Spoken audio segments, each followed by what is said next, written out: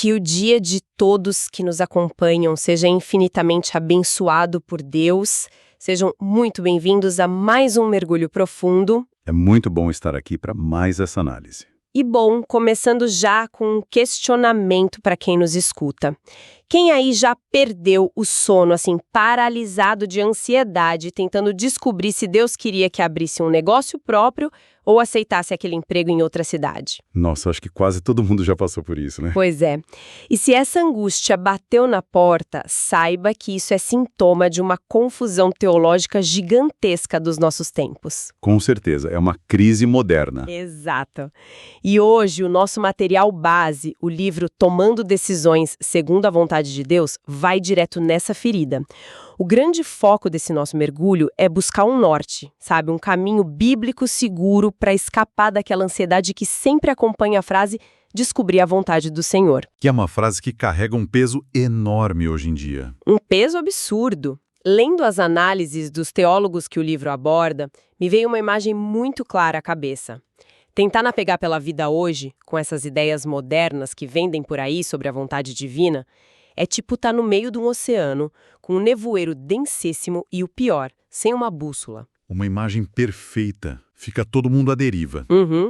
E o que a obra argumenta, de um jeito brilhante, é que essa bússola, que nós simplesmente pegamos e jogamos ao mar, é a própria história da teologia cristã. Sim, e essa imagem do nevoeiro descreve bem o estado atual das coisas.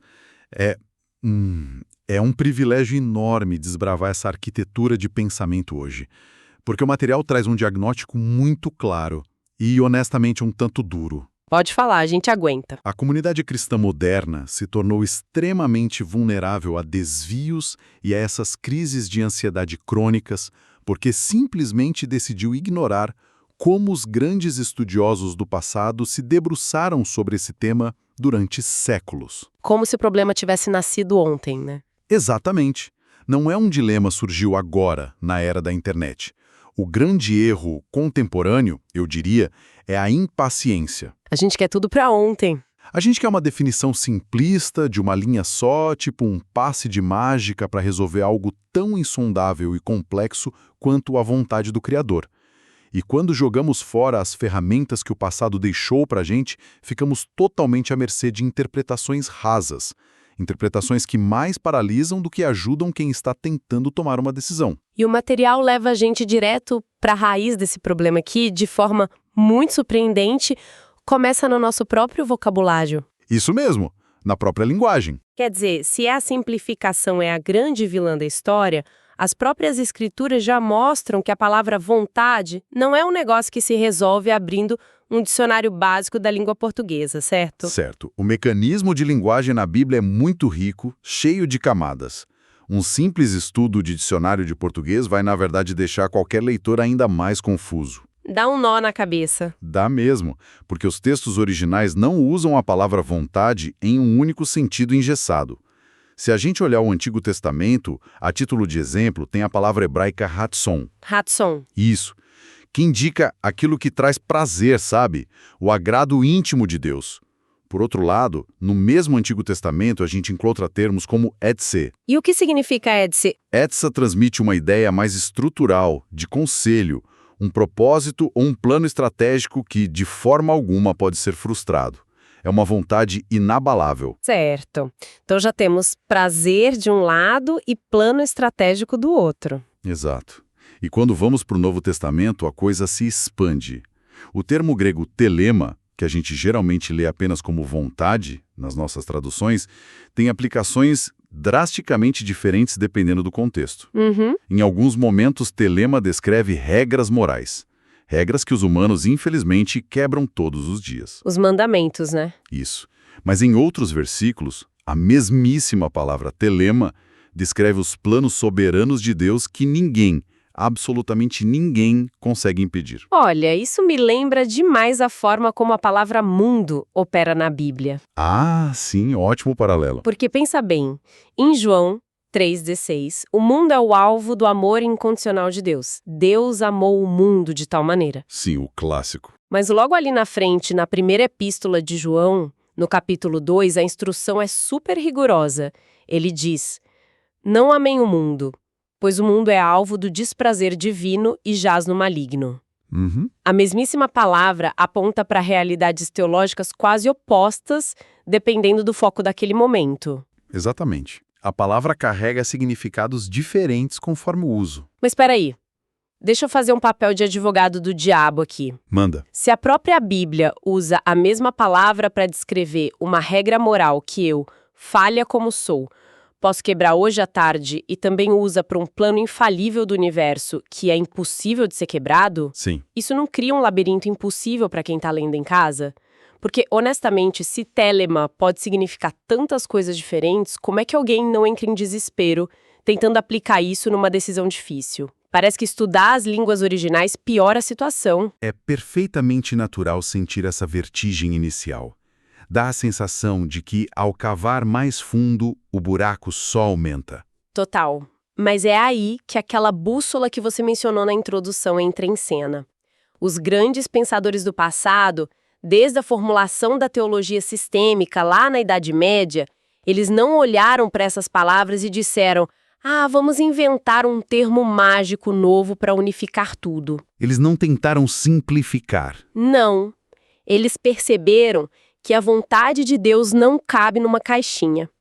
A chave de ouro, o mecanismo para entender isso sem enlouquecer, são as distinções. Distinções. O labirinto deixa de ser um labirinto quando a pessoa entende que precisa perguntar: qual é o objeto da vontade divina, neste versículo específico? Quando aplicamos distinções baseadas no objeto ou no contexto, aquela aparente confusão linguística vira uma arquitetura teológica incrivelmente lógica. E prática, né? Acima de tudo, prática para o dia a dia. Mas aí vem outra dúvida. Se a gente precisa de tantas distinções e a vontade de Deus significa coisas tão diferentes, isso não transforma Deus num ser confuso? Como assim? Fica parecendo que ele tem múltiplas vontades que ficam brigando entre si lá no céu, como se uma parte de Deus quisesse uma coisa e outra parte quisesse o oposto. Olha, essa é talvez a objeção mais profunda que estudiosos de peso absoluto, tipo João Calvino e o teólogo suíço do século XVI, Amandus Pulanos, enfrentaram. Eles já lidavam com essa mesma dúvida? Com certeza. E a resposta deles é fundamental para não perdermos a sanidade. A vontade de Deus é, em sua essência, uma só. É indivisa. Deus não sofre de transtorno de múltiplas personalidades. Ufa! Quem deseja é um só ser, perfeitamente unificado. No entanto, por causa da nossa profunda limitação humana de compreensão, essa vontade única precisa receber o que Polano chamou de bifurcações. Bifurcações. Isso. Para entender o mecanismo, imagina um prisma de vidro. Certo, aqueles de cristal. Sim. Isso. A luz que entra no prisma é uma só, a luz branca. Mas quando ela atravessa o vidro, ela se divide em várias cores para que os nossos olhos limitados consigam enxergar o espectro. As distinções teológicas são exatamente esse prisma.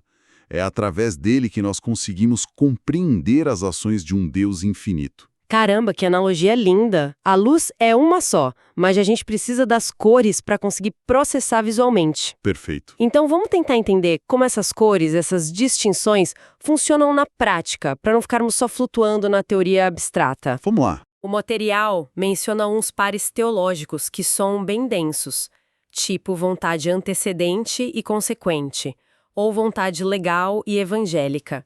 Como a gente traduz esse teloguês? Bom, vamos focar no mecanismo dessas duas primeiras para não sobrecarregar quem está ouvindo.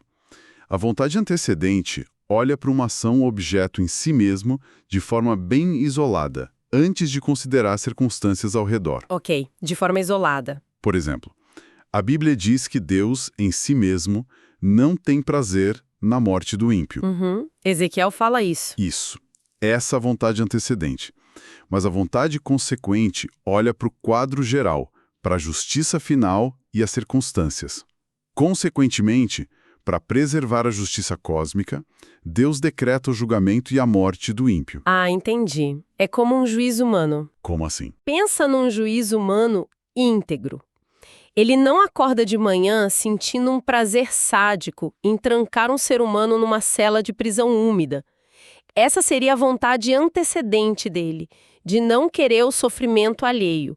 Mas, consequentemente, por puro amor à justiça e à lei da sociedade, ele bate o martelo e prende o criminoso. Excelente. É exatamente assim. E como isso se conecta com a história de Jonas e da cidade de Nínive? Porque esse é um dos exemplos mais fascinantes que nós temos nesse material. Nínive é o exemplo perfeito, porque lá a gente vê todas essas lentes do prisma sobrepostas. Primeiro, a gente tem a distinção entre vontade revelada e oculta. Certo. A lei de Deus revelava a Jonas que Nínive era uma cidade perversa e merecia juízo, mas Deus ocultou de Jonas o seu plano soberano de, no fim das contas, perdoar a cidade. Tanto que Jonas ficou furioso quando Deus perdoou. Exato. Ele não conhecia a vontade oculta. Depois a gente tem a distinção entre a lente legal e a evangélica. Nos dias de Jonas, a cidade de Nínive se arrependeu de verdade. Então a vontade divina operou de forma evangélica, ou seja, com base na graça, e resultou no perdão de todo mundo ali. Foi um livramento histórico. Foi, mas aí a gente avança muitas gerações. Chegamos no livro do profeta Naum. Aquela mesma cidade de Nínive voltou a um estado de corrupção total e crueldade extrema. Esqueceram o arrependimento. Esqueceram. E naquele momento de Naum, Deus tratou Nínive segundo a dureza da lente legal, que culminou na destruição absoluta da cidade. Então Deus não mudou de ideia. De jeito nenhum. A vontade de Deus, a sua justiça, a sua perfeição continuaram as mesmas. A luz branca do prisma era a mesma. O que mudou foi o objeto, o coração do povo de Nínive e, consequentemente, como a luz incidiu sobre eles. Ora com graça, ora com juízo. Nossa, isso clareia demais a mente. E trazendo isso para um cenário bem moderno, eu penso logo em política, nas eleições. Esse é um terreno minado. Sim, mas é perfeito para esse prisma. Porque vira e mexe a população vai lá e escolhe um líder declaradamente corrupto ou alguém totalmente despreparado. E aí, inevitavelmente, alguém sempre levanta no meio da sala e diz: bom, a Bíblia diz que quem coloca as autoridades no poder é Deus. Então a eleição desse sujeito terrível foi da vontade de Deus, a gente tem que aceitar calado. Pois é, esse é o clássico curto-circuito teológico por pura falta de usar as distinções. Faltou a bússola. Faltou. Usando nosso prisma, a resposta para foi da vontade de Deus depende de qual luz você está avaliando. Explica isso. No sentido da vontade decretiva de Deus, ou seja, daqueles planos soberanos e inabaláveis que governam a história humana. Sim, foi da vontade dele, porque nada foge do controle de Deus. Até um líder ruim, um tirano, serve aos propósitos finais e misteriosos da providência. Igual a Faraó no Egito? Perfeito. Mas, se a pergunta é se essa eleição cheia de falcatruas reflete a vontade de agrado de Deus, o seu preceito moral, a resposta é um sonoro não. Não gigante. O fato de Deus ter decretado um plano na linha do tempo não significa de maneira nenhuma que as ações moralmente falhas das pessoas envolvidas trouxeram algum prazer a ele. Faz todo sentido. Agora, eu acho que o paradoxo mais desafiador de toda a obra, aquele que dá um nó na mente, envolve o famoso relato de Gênesis 22, com Abraão e Isaque. O sacrifício de Isaque. Esse mesmo. Deus exige de forma cristalina que Abraão sacrifique o próprio filho no altar. Mas o texto bíblico evidencia que desde muito antes da fundação do mundo, Deus já havia determinado que aquele menino não iria morrer ali. Tanto que ele providencia um cordeiro como substituto na hora H. Sim, o cordeiro já estava preparado. Tentar entender um mandamento que parece contradizer um plano oculto me fez pensar numa analogia. Vê se faz sentido. Diga. É como um treinador de uma equipe de resgate de elite. Ele coloca um bombeiro em treinamento dentro de um simulador de incêndio assustadoramente real.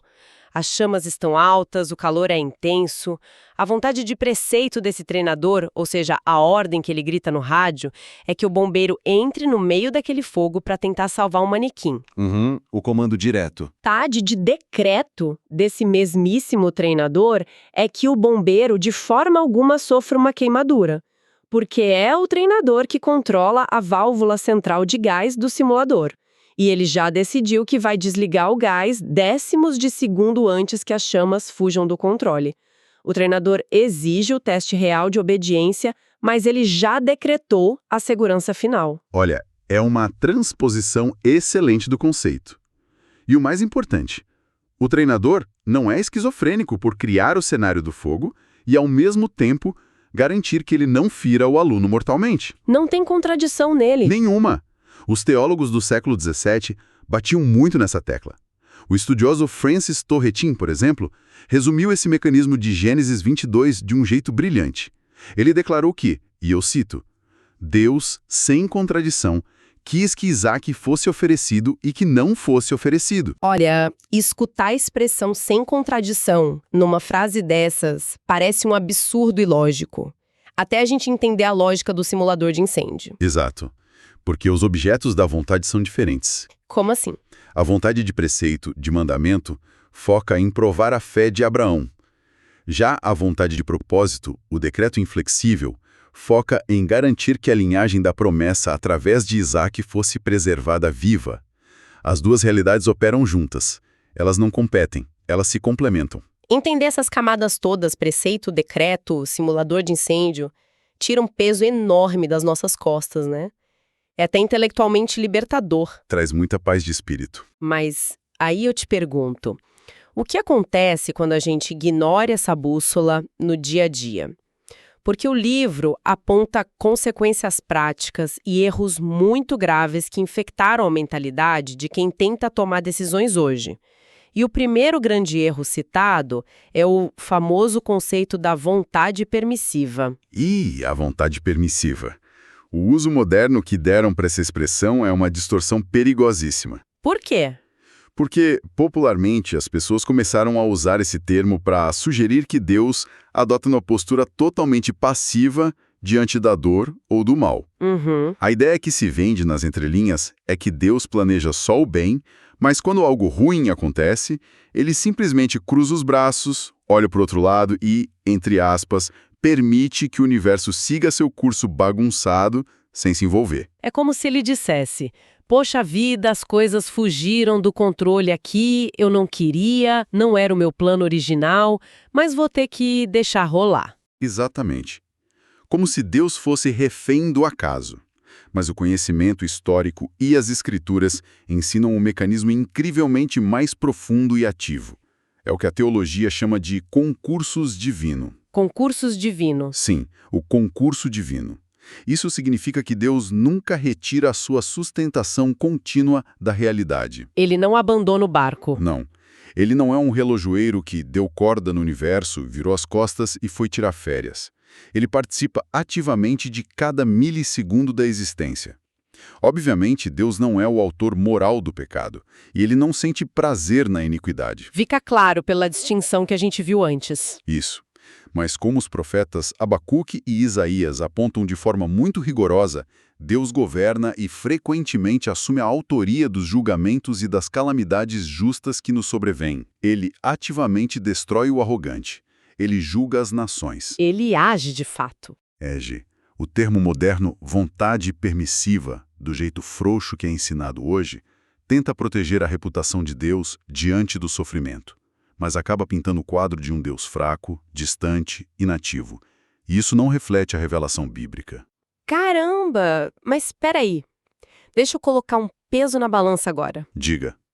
Se Deus participa tão ativamente de tudo e não apenas permite as coisas de longe, isso não cria uma pressão absolutamente esmagadora nas nossas escolhas diárias? Em que sentido? Porque se a vontade dele não é só uma permissão passiva, eu fico apavorada tentando descobrir o traçado exato e microscópico que ele tem para cada detalhe da minha carreira.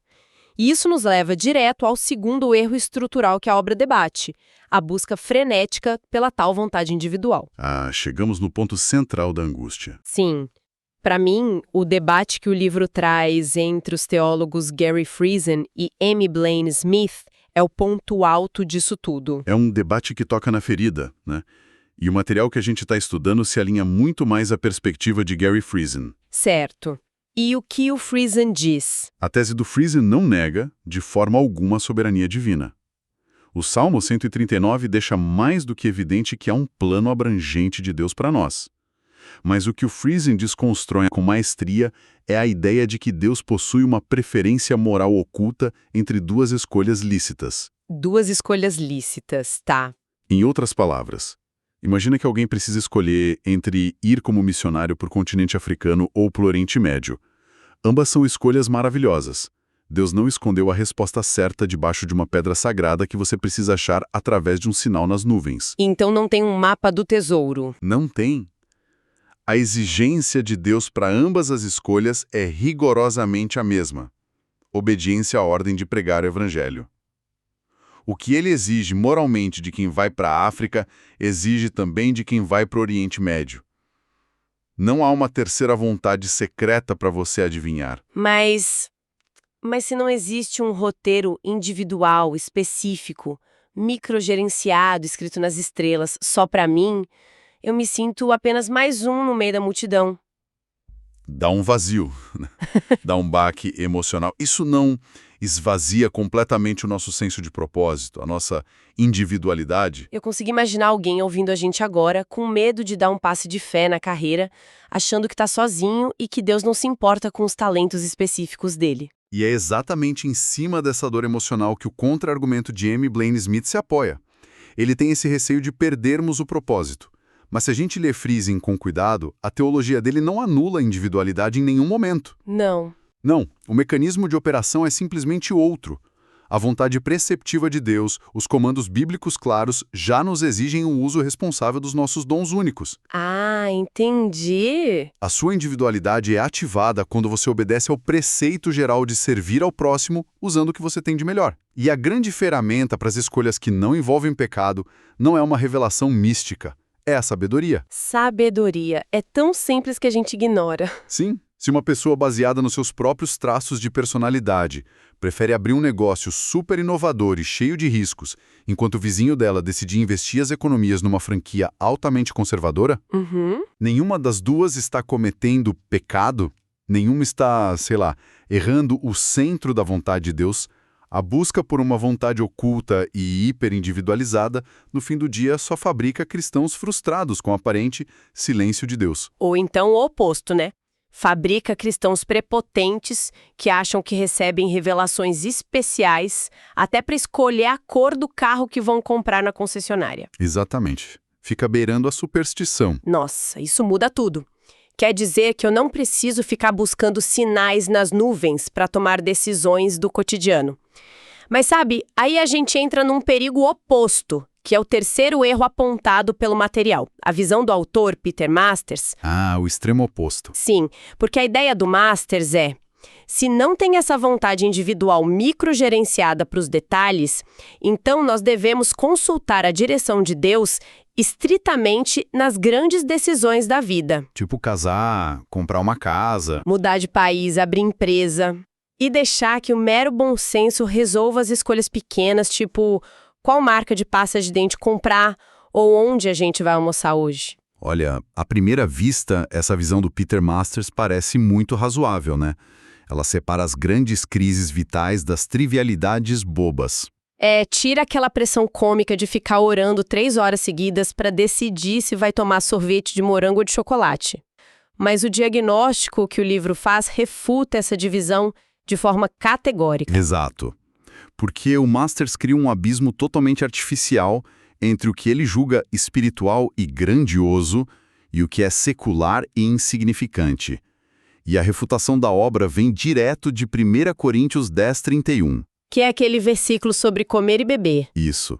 O apóstolo Paulo afirma que quer comais, quer bebais ou façais qualquer outra coisa, que tudo seja feito para a glória de Deus. E comer e beber são as coisas mais banais do dia a dia. São os atos mais corriqueiros e mecânicos da existência.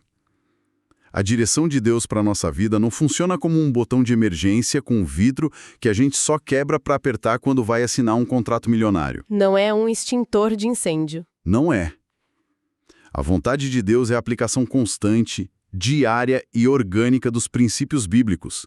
É usar sabedoria prudente em todas as esferas. Seja sendo o CEO gerindo uma multinacional ou escolhendo com qual tom de voz você vai tratar o caixa da padaria hoje cedo. O preceito divino está ali nos dois lugares. E isso amarra as pontas soltas do nosso raciocínio de uma forma belíssima. É muito libertador. Muito. Então, para a gente resumir o peso de tudo isso que nós abordamos e dissecamos hoje, o que precisa ficar cristalino para quem está ouvindo é que abandonar essa caça ao tesouro exaustiva por uma tal vontade individual misteriosa, claro, quando estamos falando de decisões que não envolvem pecado, isso não é uma demonstração de fraqueza espiritual. De jeito nenhum. Nem falta de fé. É exatamente o oposto. É um chamado urgente à maturidade. Perfeito. É um convite para pararmos de terceirizar nossas responsabilidades nas costas de misticismos e começarmos a agir usando a sabedoria lapidada que o próprio Criador confiou a nós.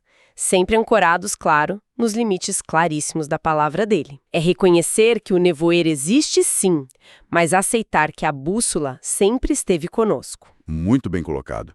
E, se me permite adicionar um contraponto final para quem está nos escutando, refletir com calma depois. Por favor. Se de fato compreendermos que Deus não enterrou um mapa do tesouro que exige da gente decifrar enigmas absurdos para encontrar a cidade perfeita ou o cargo corporativo ideal, mas sim que Ele nos forneceu a sua palavra completa e nos deu o dom do bom juízo, como isso altera o peso de chumbo da ansiedade na hora de decidir algo amanhã de manhã. Altera tudo. Talvez a gente devesse considerar que a verdadeira obediência, aquela que agrada o coração de Deus de verdade, se concentra imensamente mais no como nós caminhamos.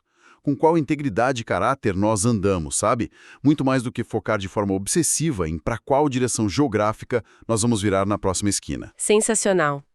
É muito mais sobre quem nós estamos nos tornando ao longo do caminho, e não apenas o destino final da placa. Exatamente isso. E, gente, prestem muita atenção agora, um aviso importantíssimo.